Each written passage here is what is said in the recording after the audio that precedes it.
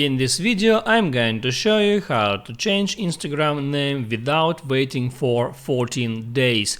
That is quite simple and easy, guys, so let's begin. And first, open up your Instagram and hit there on your profile icon. Now if you hit on edit profile, there you will be able to change your name. You can just hit on name and there you can clear all that name and write any name that you want.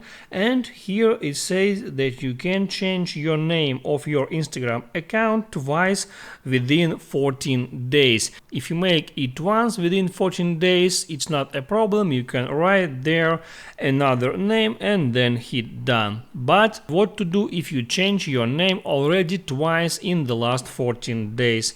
And let me show you how to solve that problem. So hit there on three lines icon and there select settings. Now here type on help and there tap on report a problem and hit on report problem without shaking. Now hit on include and continue. And there you can describe your problem. You can write there that you accidentally changed your name or you make a mistake in your real name and you want to change it right now.